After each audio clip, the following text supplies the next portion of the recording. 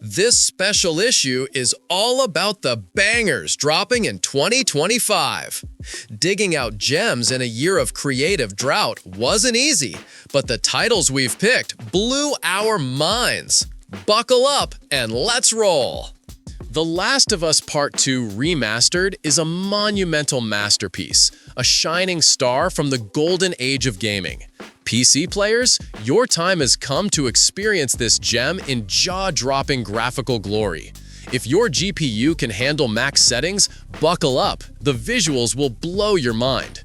The Last of Us Part 2 isn't just a game, it's high art, a gut-wrenching emotional journey. Its mission? To hit you with raw, shocking truths. How far would you go for revenge? And is that justice worth it when it costs you everything? Friends, family, and even your own humanity? Yeah, the agenda might rub some folks the wrong way, but it's not just thrown in for kicks. It's a core part of the provocative story. Don't let it bias you against the game. I'm not here to defend the agenda, but it's not a reason to skip this or judge it unfairly. This game has my heart, and here's why. It doesn't care about pleasing everyone. Ellie doesn't owe me an explanation for her wild choices, and Abby couldn't care less if I think she's hot or not. These characters live their own messy, brutal, but insanely real lives. They're exactly who they need to be for this story. They spark every emotion in the book. I can root for them, feel their pain, or totally disagree with their moves. That's why they stick with you. I genuinely want every one of you to dive into this epic experience. Don't shy away from the unexpected emotions The Last of Us Part 2 will pull out of you. Those 25 hours will burn brighter in your memory than hundreds of hours sunk into cookie-cutter grindfests. Drop the internet prejudices. Give this masterpiece a shot. You won't regret it. Mafia: The Old Country is a killer throwback to the roots of the crime saga, drawing heavy inspo from the first two games. The devs listened to the fans, nailing that classic gangster flick vibe with deep, well-crafted characters. The story takes you to early 20th century Sicily, where the Italian mafia was born. You'll follow the rise of a powerful crime family through the lives of regular folks. The narrative is gripping, dripping with atmosphere, and easily matches the OG Mafia games. The campaign, about 15 hours, feels a bit short and skips side missions, which limits world exploration. New mechanics, horses as you ride, and tactical knife duels that hit hard. The combat system is smooth and realistic. Cover matters, and every weapon feels unique. It's casual enough to keep the focus on the story, but hardcore veterans might crave more challenge. The world is massive and gorgeous. Italian landscapes, forests, mountains, rivers, lakes, and quaint towns craft an unforgettable early 20th century Sicily. Every corner is polished with love, from narrow streets to olive groves. Optimization is rock solid, no bugs here. The stylish visuals lean into artistic flair, perfectly capturing the era's vibe. Lighting, weather effects, and detailed architecture and costumes pull you right into the world. Mafia: The Old Country is a must-play for fans, especially those who vibe with the first two games. It's a love letter to the series, delivering those nostalgic feels in spades. The game nails it, a gripping story, an immersive world, and slick gameplay. It flies by in one epic session, leaving you stoked. The linear structure and lack of side activities are no biggie thanks to the top-tier storytelling and world building. This one's a must for your playlist. In an era where it seemed the RPG genre had peaked, Kingdom Come: Deliverance II storms in like a knight claiming the throne. This game is a manifesto, a bold bid to rule the world of role-playing games. Everything here is on point, from authentic music to jaw-dropping visuals. The meticulously crafted world, setting, story, layered characters, lively dialogue, and quests weave together into a captivating, seamless tapestry. Minor hiccups, like the pacing of the final acts or a not-quite-perfect technical state at launch, though KCD2 is way smoother than KCD1, only highlight the brilliance of this project. Verdict: if you live for action RPGs, epic adventures, or hardcore challenges, skipping KCD2 is a crime against gaming. At $20, this masterpiece is an unreal steal. Value for money doesn't get better than this. I felt every step of Henry's journey, diving headfirst into the story and exploring the world. KCD2 is the gold standard for modern RPGs. The graphics are stunning, with detailed environments, realistic lighting, and polished animations that bring the world to life. Optimization blew me away. An RTX 4060 at 2K on high settings was pumping out 90+ FPS. Unlike the rocky first game, the devs put in serious work, delivering buttery smooth performance from the jump, a testament to the studio's growth. Gameplay is diverse and deep, offering tons of ways to interact. This isn't a casual romp. It's a unique, hardcore experience rooted in historical authenticity and realism. Every choice and action carries weight, shaping Henry's reputation and the course of events. Minigames, blacksmithing, alchemy, thieving, hunting, reading are crafted with heart, woven into the experience, and come with progression that adds value, making the world feel alive. The combat system is a beast, deep, tactical, and demanding skill in weapon handling, parrying, and dodging. Every move feels impactful, and beating a tough enemy is all about your skill, not just your stats. The main story is a whirlwind of gripping events that keeps you on edge. It wraps up the first game's arc beautifully while teasing future adventures, delivering a masterfully written saga of revenge, honor, and self-discovery. Side quests are pure gems, no filler or generic fetch tasks here. Every side quest is a well-told story worth your time, rivaling the best of The Witcher 3 with its deep moral dilemmas. A rock-solid main plot, paired with brilliant side quests that enrich the world, is the recipe for a perfect RPG. KCD2 is a shining example of modern game design. It's an entire era brought to life with love. An unforgettable journey with only one flaw: it ends. My rating? 10 out of 10. The Altars isn't just another survival grind with base building, resource gathering, and repairs. It's a mind-bending mashup of sci-fi vibes and psychological drama, where your biggest enemy is you. You're not just surviving a hostile planet, you're battling your own headspace. You play as Jan Dulski, the lone survivor of a botched space expedition. Stranded on a savage planet where every step could be your last, Jan's got no one but himself. Earth hooks him up with a wild biotech trick using a resource called Rapidium, cloning full-on copies of a person, but with a twist. The story dives deep into loneliness, guilt, and the search for meaning. Real heavy stuff. Using a quantum computer and Rapidium, Jan spawns altars, alternate versions of himself. Each altar comes from a moment in his past where he made a different choice, reshaping his life, like becoming a musician or joining the military. These choices create unique Jans with distinct personalities and skills. Engineer Jan is your go-to for fixing stuff. Philosopher Jan keeps the crew's morale from tanking. You'll manage this squad of yous, assigning tasks and sorting out their drama. Gameplay blends base management, resource scavenging, and crafting, but that's just the backdrop. The real meat is the deep, soul-searching convos with your altars, aka yourself. These chats hit hard, tackling big questions about life, choices, and regrets. Every altar is a mirror of what Jan could have been, or a jab at his past mistakes, making the psychological drama hit like a truck. It's not just about surviving, it's about facing yourself, your decisions, and owning who you are. The emotional roller coaster is real. Trust and conflict collide, but through the chaos, you start to get it. The Altars challenges your core, throwing gut-punch questions. What if you'd taken a different path? What if that one fatal mistake never happened? What if you were someone else? The true magic of the altars isn't in cloning for survival, it's in the raw, introspective dive into accepting yourself, flaws and all. Your altars see right through you, and that's what makes it hit so hard. Another banger from 11-Bit Studios. If Frostpunk left you shook, or This War of Mine weighed heavy on your soul, The Altars is your next must-play. Get ready to question everything. Titan Quest II. How could I miss this beast? As a die-hard fan since 2006, I snagged my copy right after launch.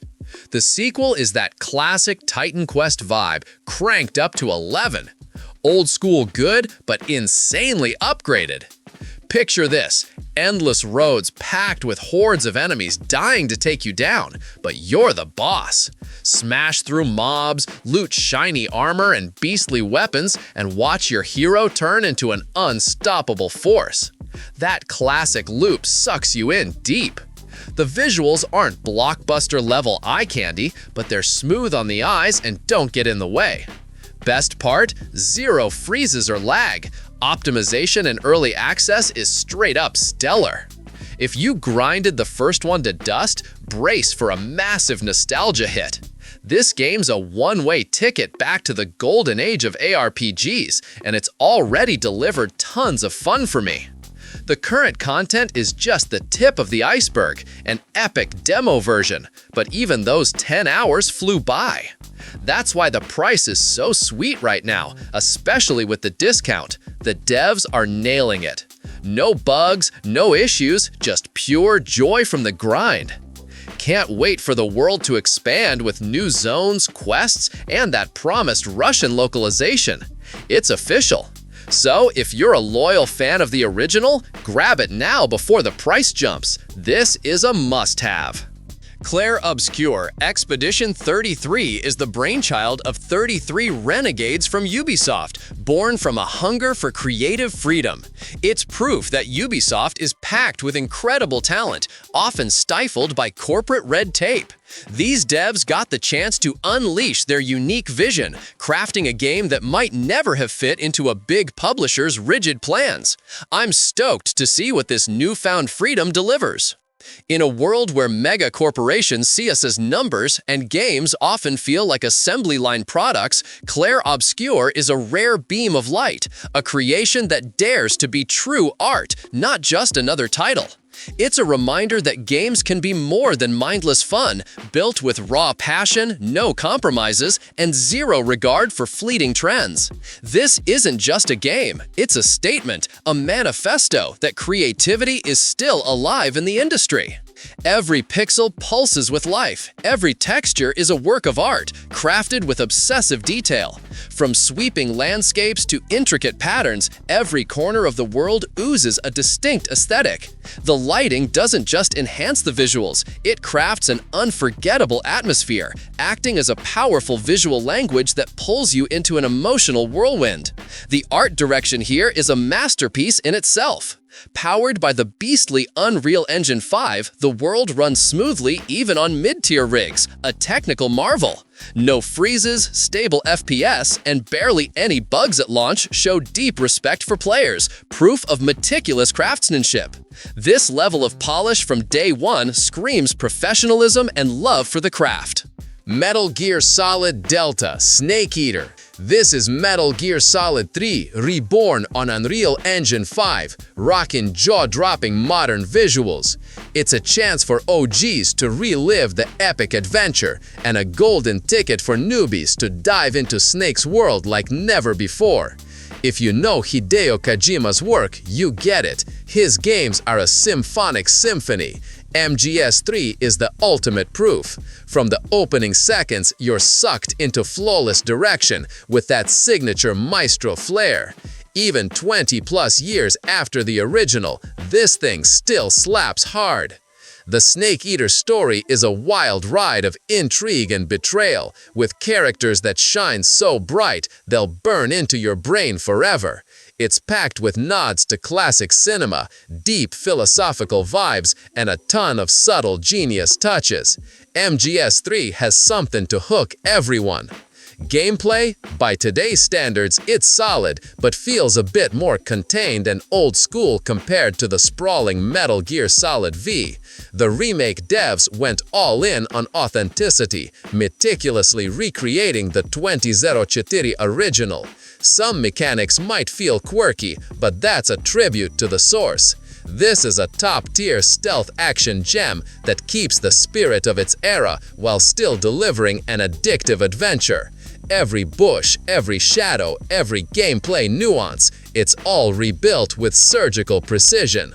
So, what's the verdict? Metal Gear Solid Delta Snake Eater isn't just a remake, it's a time machine for fans and an open gate to a legendary universe for newcomers. Sure, it doesn't reinvent the gameplay wheel, but it's still the unforgettable Snake Eater, now wrapped in a stunning glow-up. Any old-school quirks won't dim your experience. The story, direction, and atmosphere are pure, timeless class that hit just as hard today. Whether you're a die-hard fan or a first-timer, I'm yelling from the rooftops, play this game. It's an investment that pays off in spades. This is an experience you need to live. Eric Schulm. The Stolen Dream hits you right in the feels with its jaw-dropping art design. It's a visual feast, every detail crafted with insane care and style. The aesthetic is one of a kind and instantly recognizable. Exploring the city is a vibe. You're sucked into the atmosphere, eavesdropping on locals and chuckling at the hero's witty banter. The setting? Pure fire.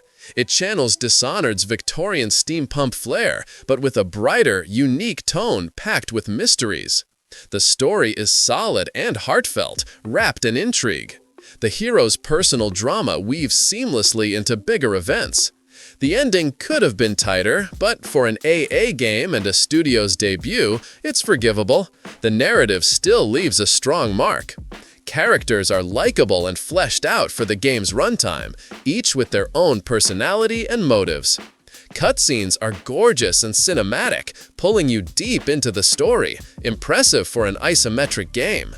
Only downside? There aren't enough of them. A couple more would have been perfect. This game dives head first into real-time action, and for me, that's pure bliss. Turn-based combat, no matter how hard I try, just doesn't click, often feeling like puzzles that break immersion. Sure, gems like Baldur's Gate 3 make it work with deep characters and story choices, but it's not my jam. Don't expect hardcore tactical depth here. The gameplay isn't the star. It's a trusty sidekick to the story, keeping you in the flow of events. This is a narrative-driven game through and through, and it shines in that role. Fast-paced, real-time battles perfectly match the story's momentum. The only hiccup is the ending, which leaves a slight sense of what's next. Here's hoping for a sequel with a deeper, more varied combat system. Think unique abilities, environmental interactions, and more enemy variety.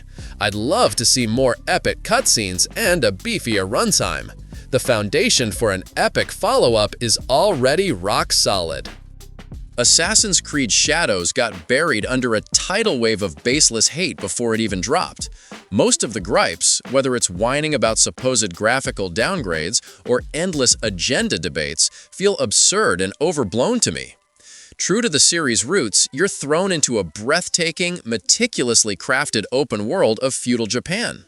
The setting is a straight-up gift from the gaming gods, brought to life by Ubisoft with jaw-dropping attention to detail.